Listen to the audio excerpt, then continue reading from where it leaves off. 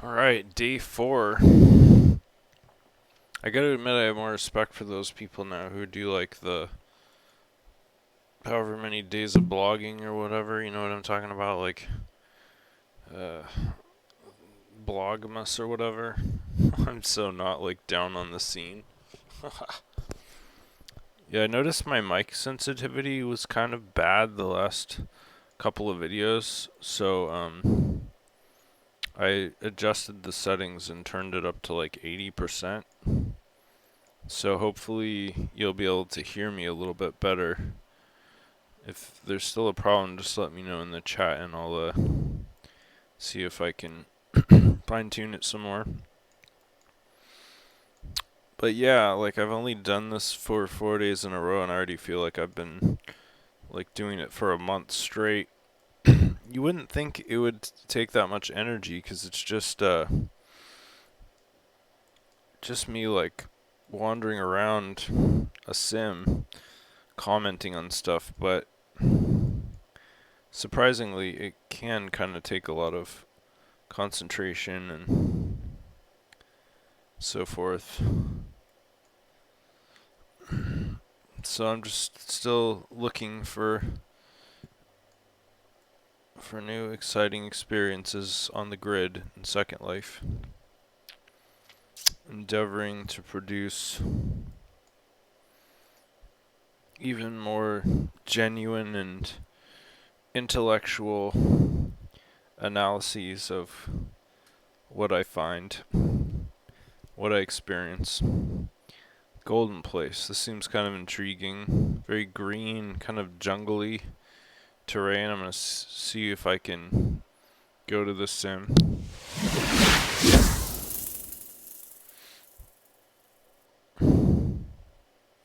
Wow. It reminds me of that meme, like, it's nothing. It's literally nothing. Oh, this is cool though. Right. This gives you the wow, you could rent this whole sim for 6,500 lindens a week. God, I need to do the math on this. Let me do the math really quick. Okay, let's see. 6,500 divided by 250. $26 a week. So let's see, times 4. 104 USD a month to rent this sim. You get 5,000 prims, and the total size of the sim is 6,536 square meters. So it's a pretty big space. So just, I remember in the last video I was talking about how big the grid was and how every one of these little pixels on the world map was many square meters. So now you know exactly how many, and you know exactly how many prims or land impact that you could, of objects you could ostensibly place in that space. So this was kind of cool just to see that. Somebody owns this sim and they're trying to like rent it out. Although I think $100 a month, that's like less money than if you were to like lease a private island from Linden Labs. So I'm not really sure like how they expect to make a profit if they're actually like leasing it out or subleasing it at a loss. Not really sure the business math works there, but who knows? I'm not a real estate person in Second Life anymore, so no idea. There are so many like hustles and side hustles you can run on the grid. It's just kind of insane. I know some of the first millionaires, like real life millionaires in Second Life, were the ones who were so-called virtual land barons who would buy like sim after sim after sim and then subdivide them into many properties and then lease each of those out to residents. Mega games. Alright, I'm kind of going in circles. I can't believe it. I'm like, there's a million and one sims to choose from. And somehow I'm managing to find or come across some of the ones I've already been to.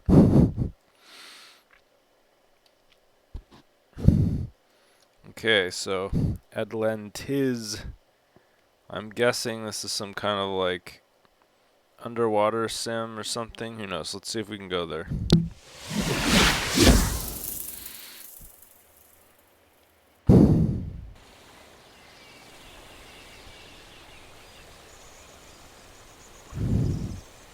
So this is Atlantis before it was damned by the gods and doomed to the depths.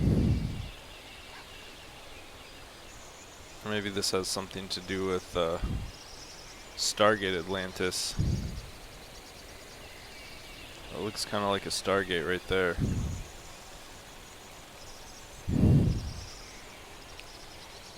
Trying to figure out what's going on up there. Like, what is this? Flying's been turned off. Pretty much my least favorite thing. That like inversion layer up there makes it feel like I'm underwater. But then there's waterfalls, so it's like a SpongeBob scenario, you know, where like you're underwater, there's waterfalls.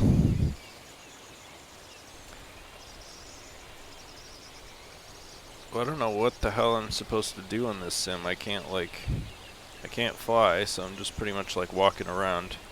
Now what I'm gonna do really quick is do one of my little tricks. So I'm gonna copy or cut this, go back to planes, fly, and bring the map out again, paste and find the sim, teleport back, and now I'm flying on a sim where flying is turned off. Although, strangely enough, I seem to have rezzed in a completely different space. Like outside the actual sim boundaries, or the navigable land boundaries. Luckily, there's a little trick for this too. Do a site-to-site teleport. And I didn't go far enough, maybe, unless it's actually excluding me from this box. Not really sure what's going on here. Or am I? Oh, now I'm trapped inside the box. Very curious. Honestly, I can't tell what's going on in this sim at all. Like,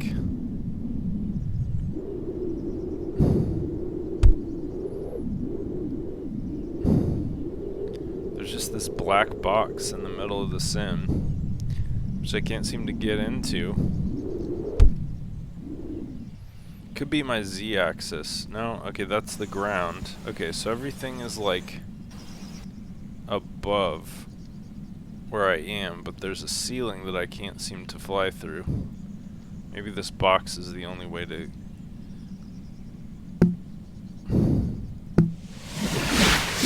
Let's see if I can fly up inside the box, and I can't, so... Well, luckily I don't need to actually navigate through that area where I'm blocked in order to see everything that's going on in the sim. So let's see how many levels there are. It seems like there's just 3 levels. This is the top level apparently. All I have to do is find a single object in here that's scripted that lets me sit on it, and I'll be able to leave that area. So I'm trying to decide if this qualifies for my rule of being a fantastical environment, and so far I'm not really sure that it does, because aside from there being plants that you probably wouldn't see on Earth, and physics-defying geological structures. Alright, let's see if I can sit here. There we go. Okay. So yeah, that's a little pro tip for those who don't know how to get out of certain situations on a sim. You can find a scripted object that you can sit on using your eye in the sky camera. It will immediately sort of teleport your avatar to that location, no matter where you are, so that you can get out of a bind like I was in. So now I went from basically a completely inaccessible area to a the highest level of this sim. This is kind of cool. I like this courtyard. Someone spent a lot of time and effort on designing this whole thing. It's just a shame that like all the assets are such low quality. I mean, it looks like it's all basically prims and sprites, so conceptually it's kind of not all that exciting. I don't know, probably not a lot of people are going to want to bother visiting this, but I'm going to paste the SL URL into the chat anyway, just in case. I'm stuck on the ground again because I'm not sure if it was when I sat down on that bench that it eliminated the flying or turned off flying, or if after I got up off the bench I turned off flying. But at any rate, I'm back stuck on the ground, so, and I don't really want to leave again. Although I could just use the SL URL to get back to this particular spot flying. And alternately, as I've said before, like, there's actually not a lot of reason to navigate a sim by walking around if you're just looking for things that might be interesting, because the camera controls in Second Life are so advanced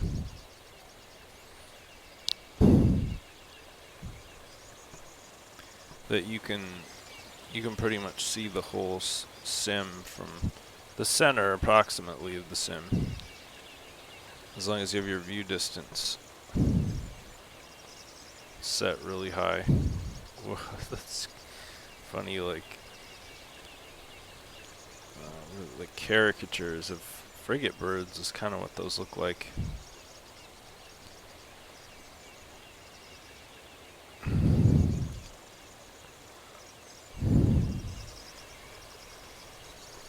Yeah, so I guess I'm still having fun doing this.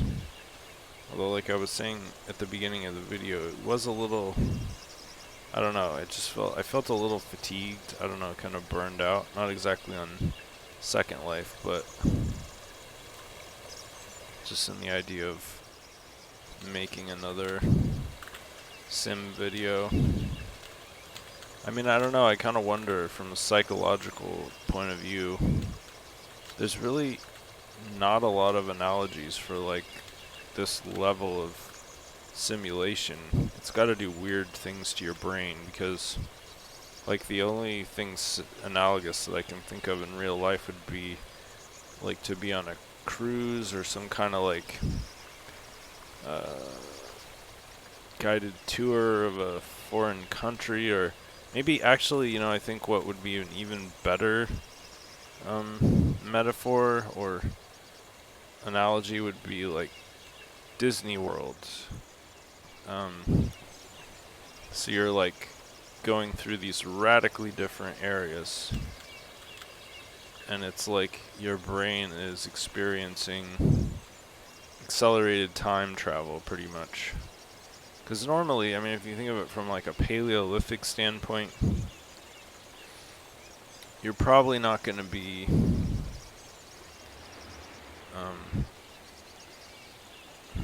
experiencing multiple vastly diverse different environments in a really short period of time. That would just be impossible without air travel, without trains and boats and all the sort of like modern contrivances. Like nowadays we can do that sort of stuff, but even so it can be kind of stressful. Like if you're traveling through Europe or whatever and you're seeing like country after country or nation after nation, and each one is like exposing you to dramatically different ideas and architecture and landscape, technology. I mean, the world's a lot more homogeneous than it used to be, so it's not really as big a deal as I'm making it sound, but at the same time it's a lot more stressful than if you're just like used to living in a single town and that's kind of your territory and that's your expectation. And like when you step outside your front door, you know what you're gonna see, you know what you're gonna smell and hear and taste. Like when you go to a restaurant that you're familiar with because you go there like every day or every month or whatever, your expectations are sort of synchronized with your memories and your perceptions. When you're doing something like this, you're like radically altering your expectations and your psychology. You never know what you're gonna see or experience, and even though it's not super realistic, it's still a simulation of reality to the extent that it's attempting to mimic what you'd be experiencing if you were actually there in that place at that time.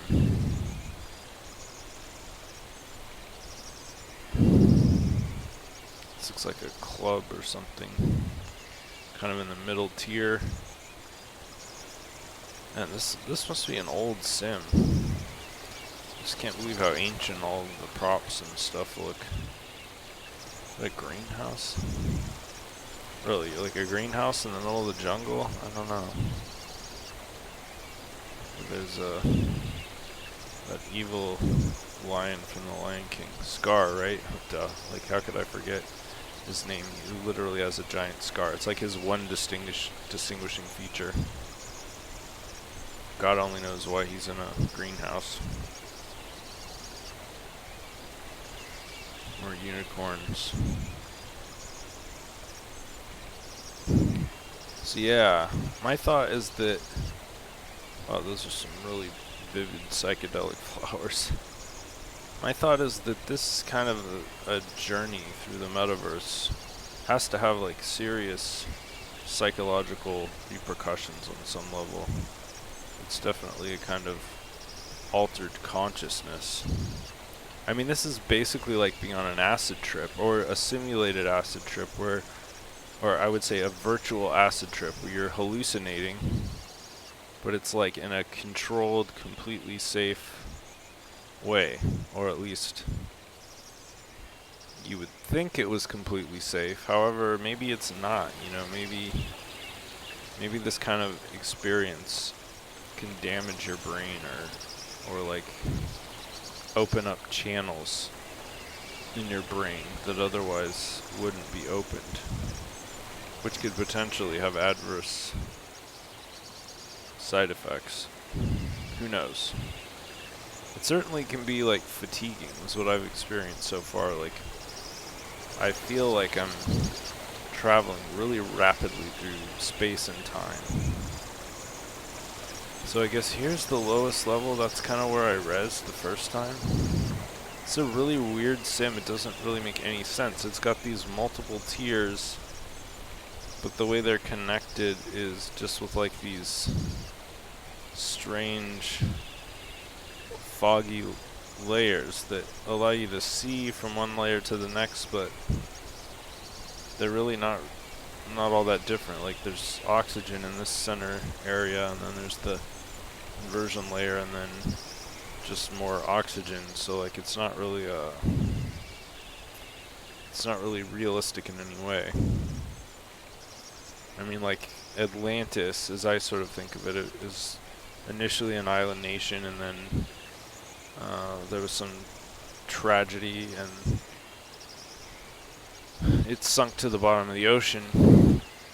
So I don't know, maybe this is like trying to capture both of those states at the same time, like it's both underwater and above water at the same time.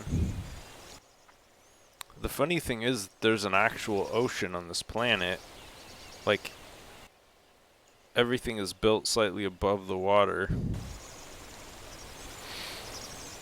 But yeah, anyway. And there's a skybox up here, apparently. That's basically where the inside of where I was, so it's just a big skybox that then they built inside of. A mega prim skybox. The size of the sim, essentially. So yeah, I don't know. The sim seems to me to be like all vision and not a lot of implementation. It's very whimsical in that way.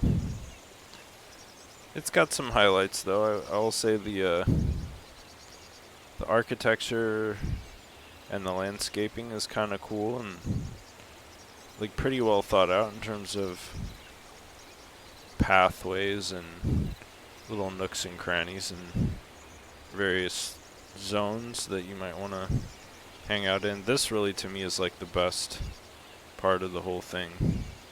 Like this is a really nice plaza kind of right here, especially with these like little waterfalls.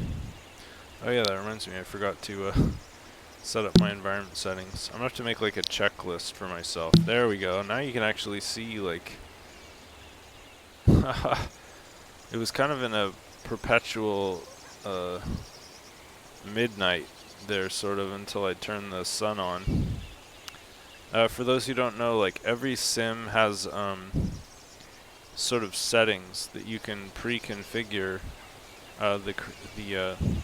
The architect of the sim can set a sim to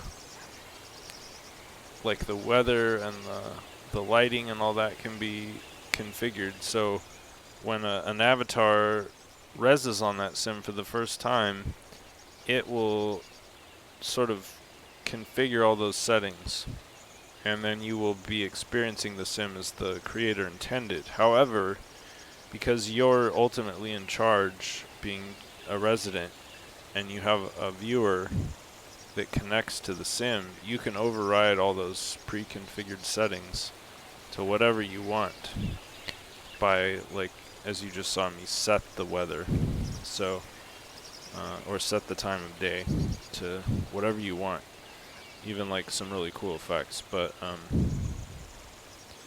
yeah, I find that a lot of times just when I change the daytime setting for the sim, that suddenly I'm able to experience things in a whole new way, and not necessarily the way the sim creator intended, but definitely with a lot more visual fidelity than was previously available.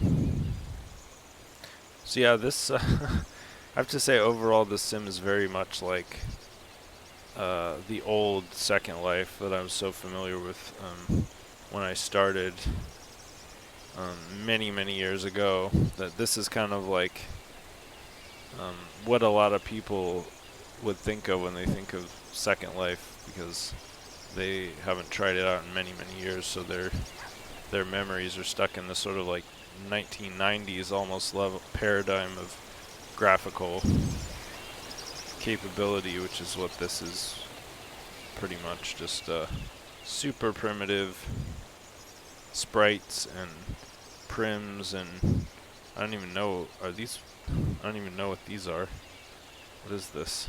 Oh, even the trees are like, they're sprites. They're not even, I thought they might be prims at first, but they're not. And I don't know what these rocks are. What are these rocks?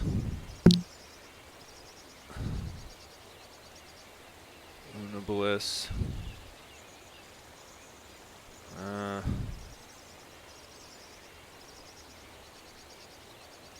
want to see the details. I want to see when this was created. Okay, so 2013, 2015, 2017, so not even that far, that long ago. I don't know if these are mesh objects or what, but yeah, it would take, I mean, despite the fact that these assets don't really look realistic, the amount of effort that it takes to like position all this stuff and make these pathways and arrange everything in a semi-coherent way, it's a lot of work. So I'm kind of impressed at that aspect of it a little. It just it would have been nice if they could have done their vision justice with some higher quality assets. Lots of lions. Seems to be like a theme. I'm really having trouble